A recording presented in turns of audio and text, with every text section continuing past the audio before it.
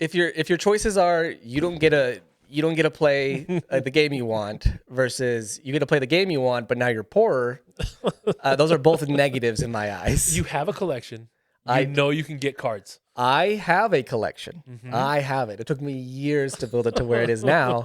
Not everybody does.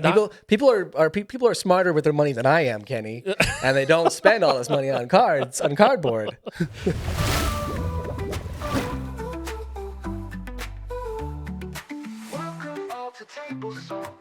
Welcome back to another episode of Salty Takes, the episode where we talk about your salty takes and our salty takes. Before we get into it, make sure to like, share, subscribe, hit that notification bell. We release these videos every week, and we'd love to feature your salty take. So make sure to go in the comments below. Make sure to let us know this is a salty take and what it is, and maybe we'll feature you next week. All right, this week's salty take is from Cookie King. Hot take, Universes Beyond isn't that bad. The new cards and commanders can be really fun and cool. From Negan from The Walking Dead to even SpongeBob coming in 2025. I think it adds fun variety to the game. Well, Cookie King, I've never met a Negan deck I had liked. Right. Yeah, if you yeah, because the sentiment, I agree with. So if you want to watch our video about Universes Beyond, you can go watch that. It's coming out later this week. So just wait on our full take on that.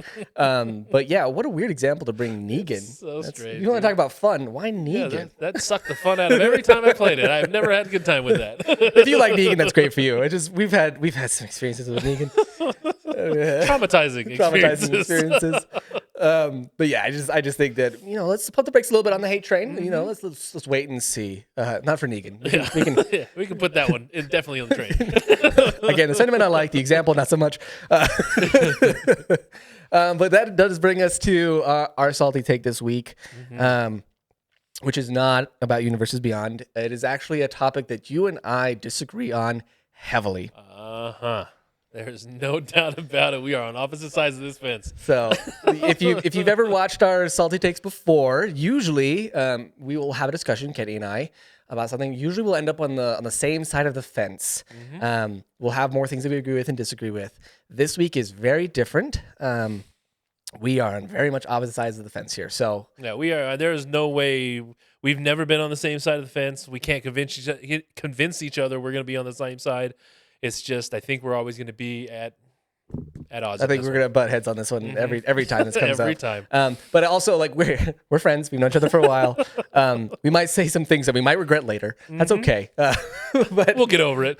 I don't want you to feel bad about your opinion. It's just I'll just cry myself to sleep. Exactly. So just same thing. Remember who these salty takes. If you're leaving a comment down below, we don't want to disparage any individual. So if you disagree with Kenny or I, that's great. Leave your comment down below. But there's no reason to harass anybody, including us. Please don't. I'm sensitive. I'm okay with it. Yeah, Kenny will take it. But this week's episode is about proxies. Dun, dun, dun. Proxy. So, I'm nervous. Are you nervous? I can't believe we're doing this. I can't believe it either. I'm not nervous at all. We've had this argument many a time, and it usually just goes in circles. It's never on camera. So we're gonna start off with Kenny's opinion about proxies, and then we'll just kind of go back and forth from there. Should be fun. Should be interesting. So, yeah, it'll be something. I don't know about either of those, but it'll be something. So, I am against proxying cards. I've always been against proxying cards. Like, for me, it's always been Commander is for the bulk bin. That's where all my hundreds of thousands of garbage rares have gone to lay to rest, and I will build decks with those cards because they need a home too. But my Commander philosophy has always been a little bit different. So when it comes to proxying, no, there is no reason, no way, no why to do it. Right. And I am on the side of proxying. I think that to stay in line with Commander as an expressive format, you shouldn't be kept out of playing specific cards you want or a certain style of card based upon your wallet size. I don't think that is I don't think that falls in the nature of Commander. I do have some qualifiers to this. I don't think it's just across the board. They're always welcome and always good. Agreed. But I am on the side of that proxies should be an accepted way to play the game of Commander in most cases. Now,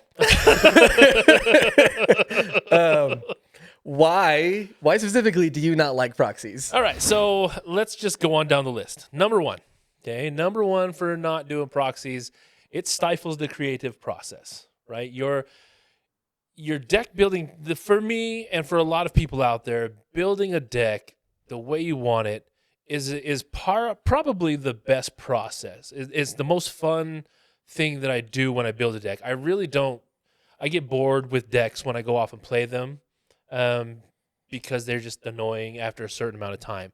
But that deck building process has always been really fun to me.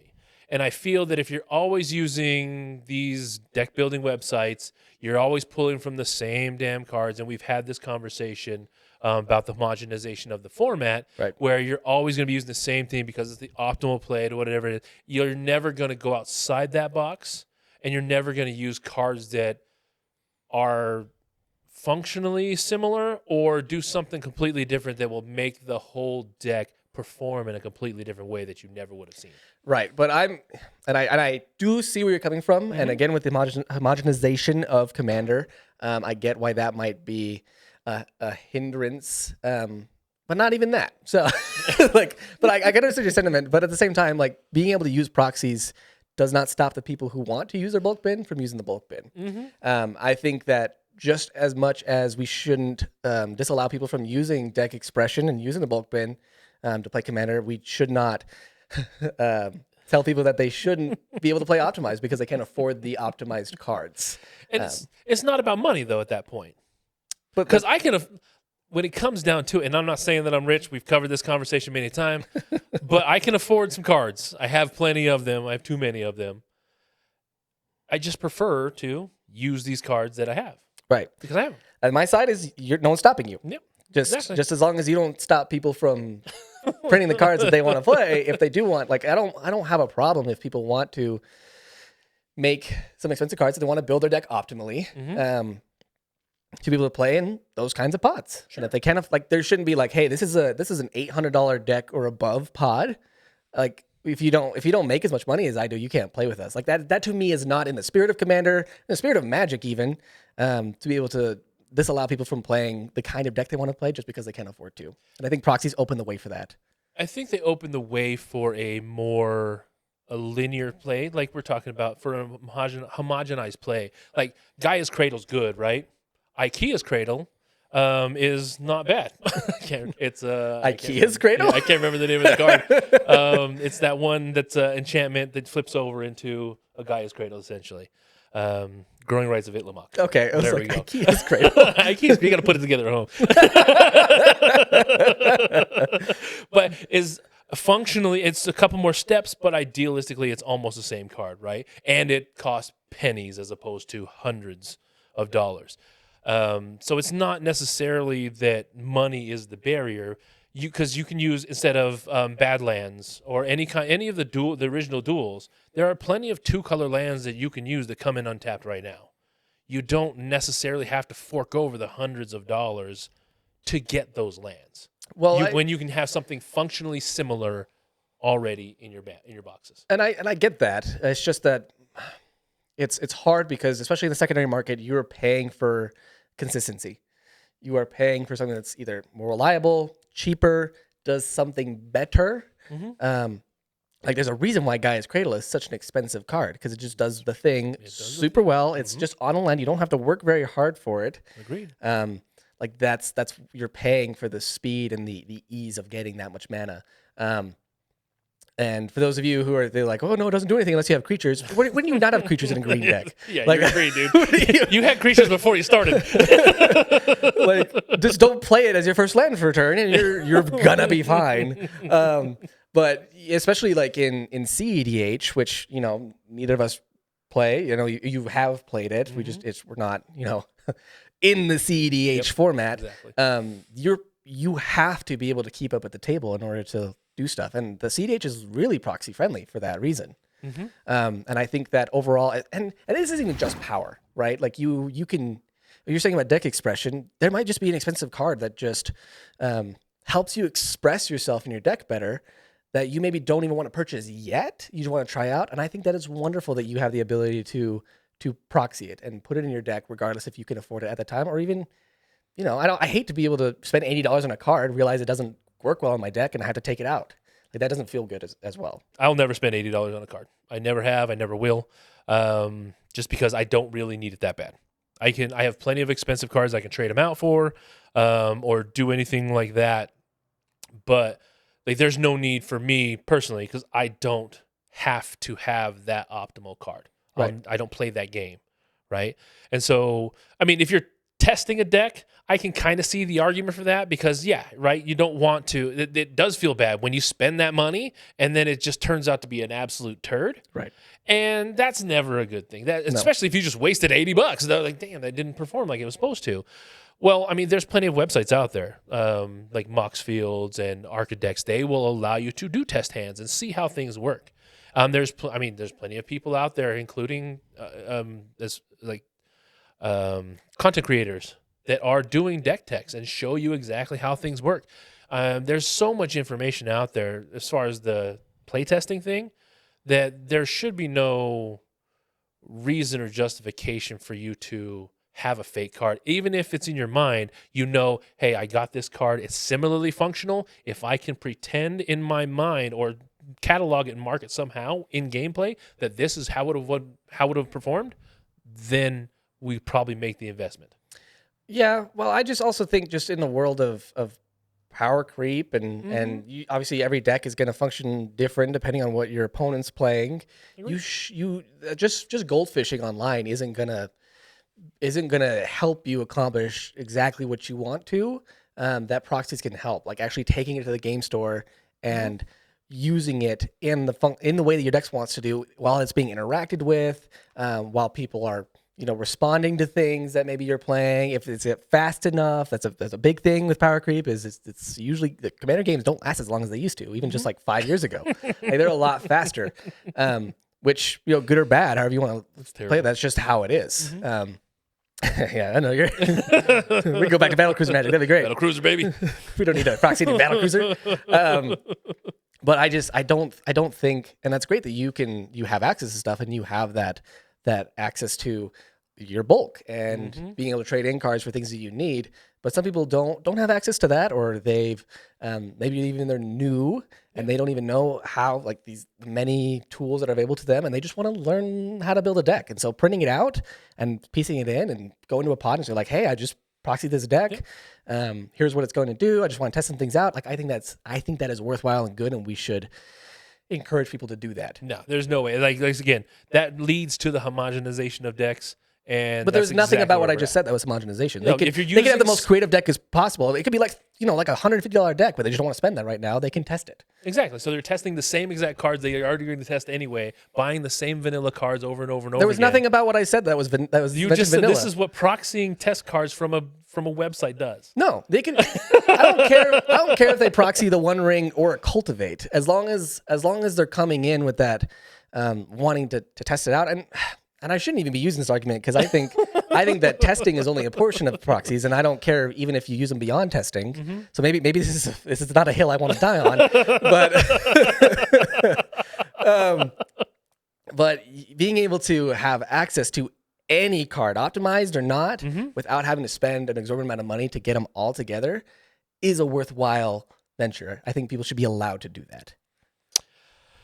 Agreed. I don't agree. Actually, exactly. That's what it is. So again, we're never going to agree on these things. We process that. This is not the first time we've had this conversation. We've gone back and forth for years on this one. Yes, we have.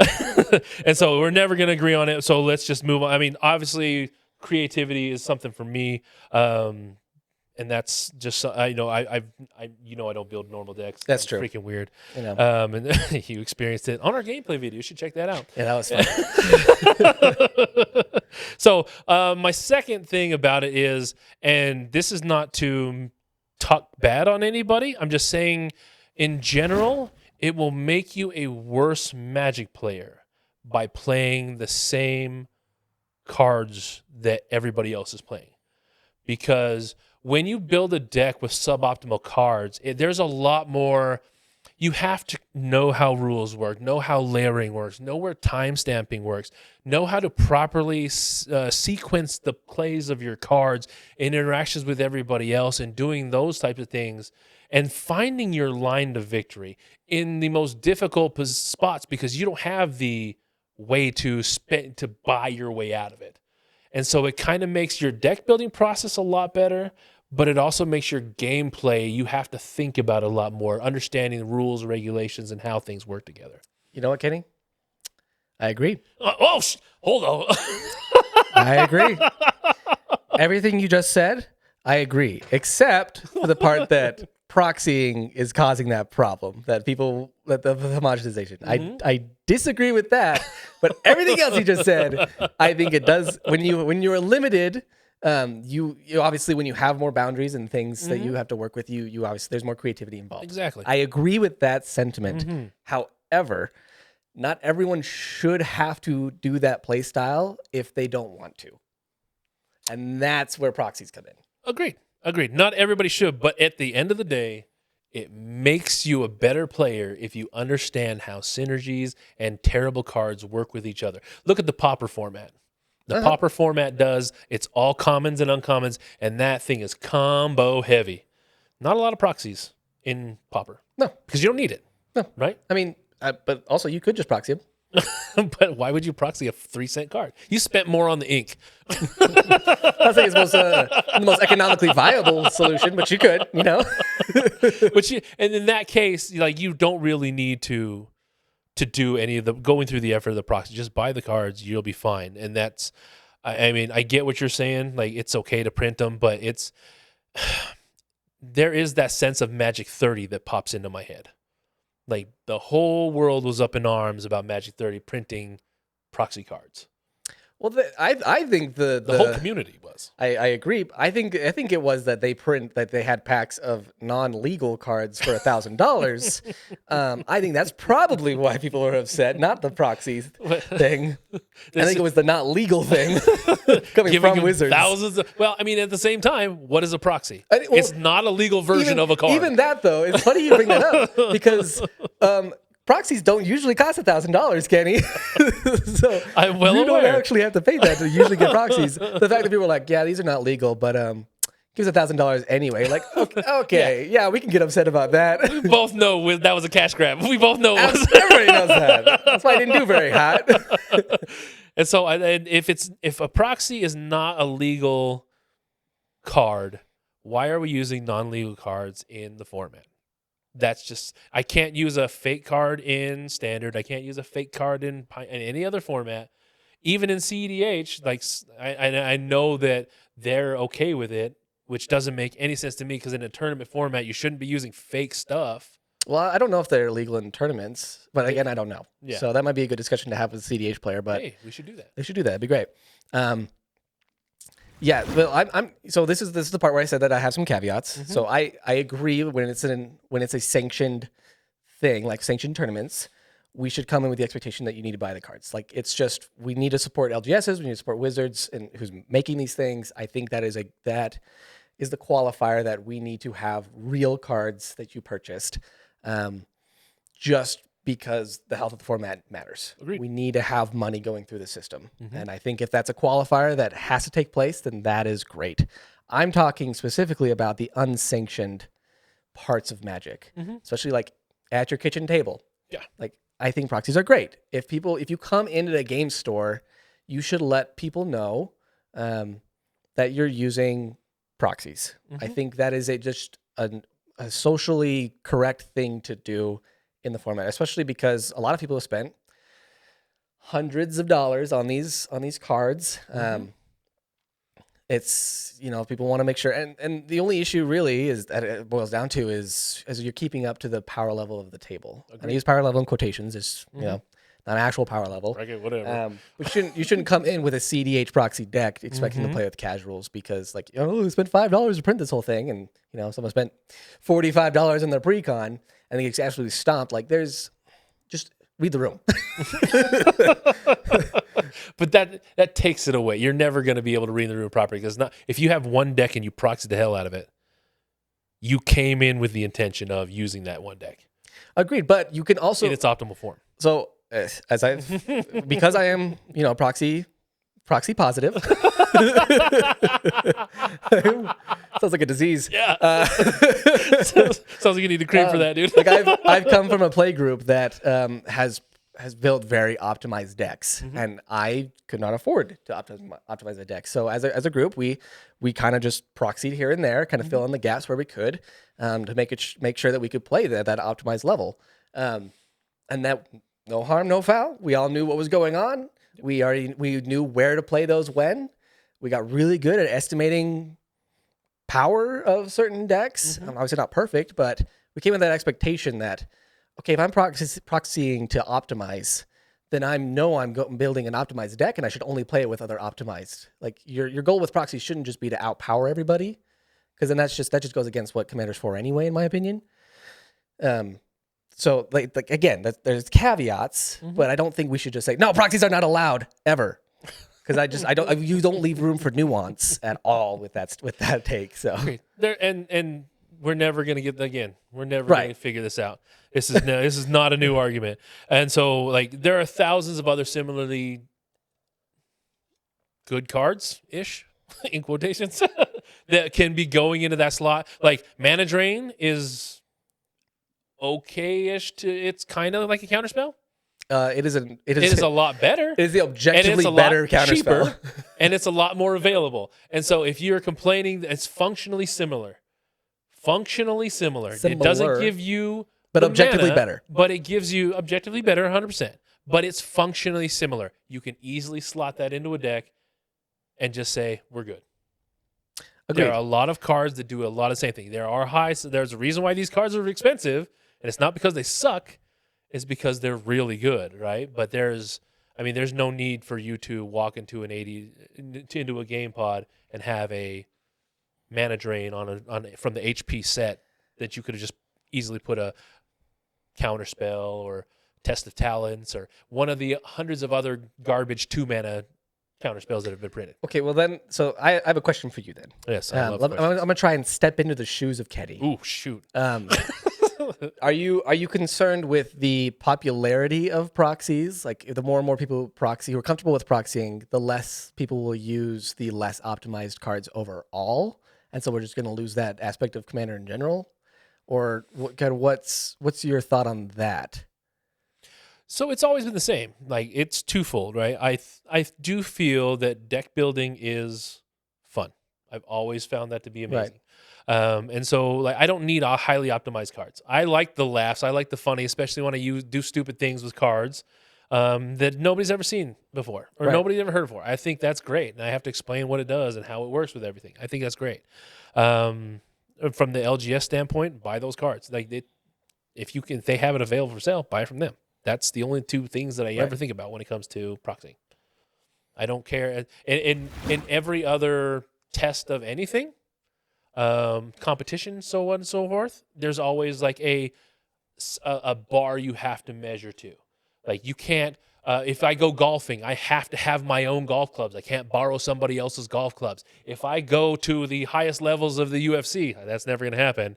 And I go in to compete, I have to get drug tested. There are bare bones, I have to weigh in, bare bones minimum bars I have to beat and meet up. I don't see how having a real card is that high of a bar. It all just comes down. It's monetary. It's a monetary restriction. Ask me for a card, I'll give it to you. It's monetary. It's monetary and just resource based. Like people don't always have the resources to build maybe even the amount of decks. Maybe they can afford one copy of that card. Cool. That's great.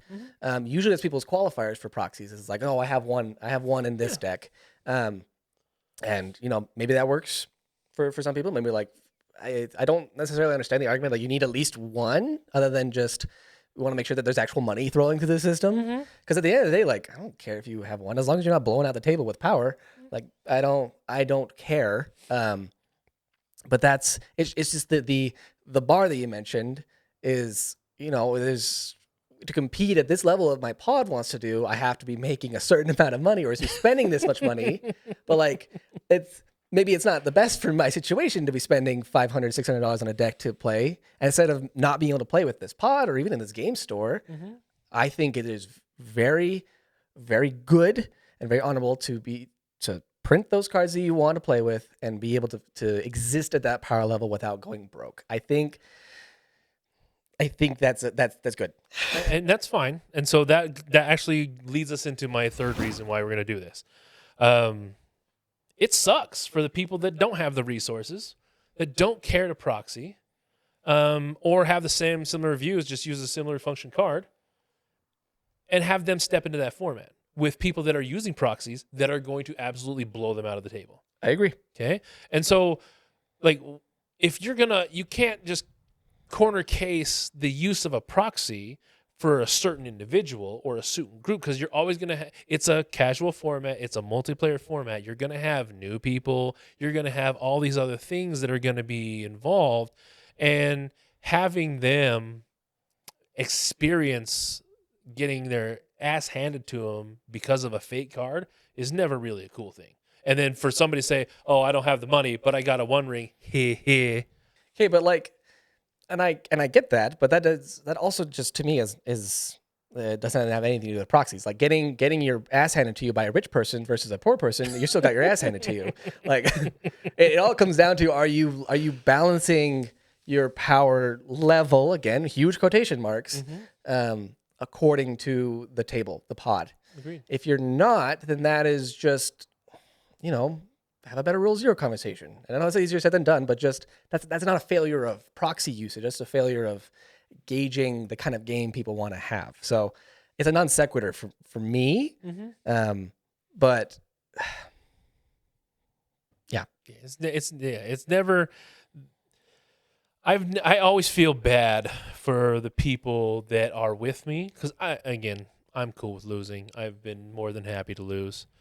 But when it comes to like other players and new players and everything, it sucks when when I'm looking at dual lands that are proxied, when I'm looking at all kinds of things and they have no clue what's going on. They have no clue that they're playing against a deck of fake cards.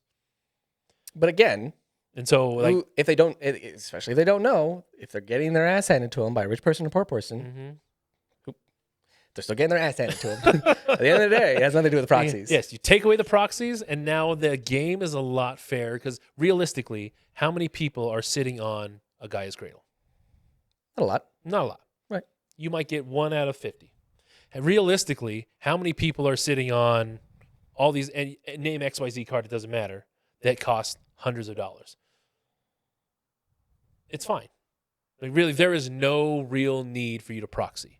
If you really need a proxy that bad, and this is not no offense to you, but it's exactly what I say. Yeah. Buy the fucking card. If you need it that bad, just buy it. If your choices are you don't get to play the game you want versus you get to play the game you want, but now you're poorer, those are both negatives in my eyes. You have a collection. You know you can get cards. I have a collection. I have it. It took me years to build it to where it is now. Not everybody does.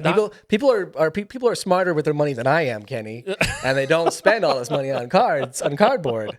There's people a lot smarter than me spending money on cards, but there's a little bit of like I wish that the proxies were a little bit more acceptable so that I didn't have to feel that way, because power creep is a real thing. People do spend money on cards. People have legitimately powerful decks that they bought every single card for, and they want to bring them and play with them.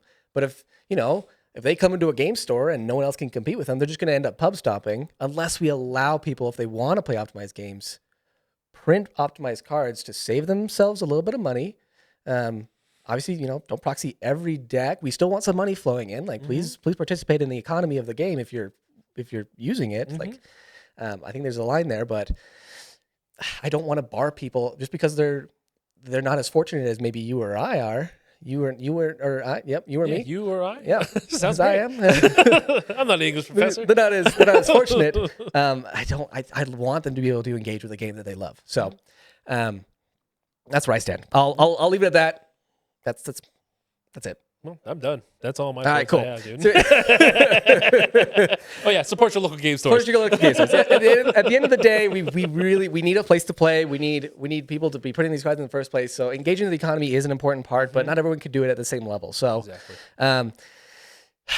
Well, Kenny, I think this ended up exactly where I thought. Yeah, it was gonna exactly. be. This has been a this has been a non-starter the whole time. I knew it was going to be there, and this will probably for years to come continue to be there. Right.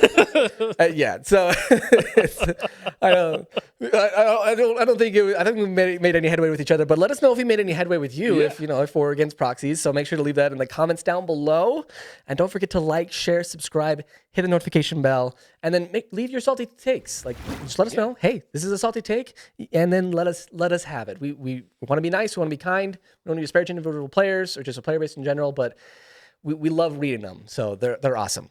I agree with everything you said.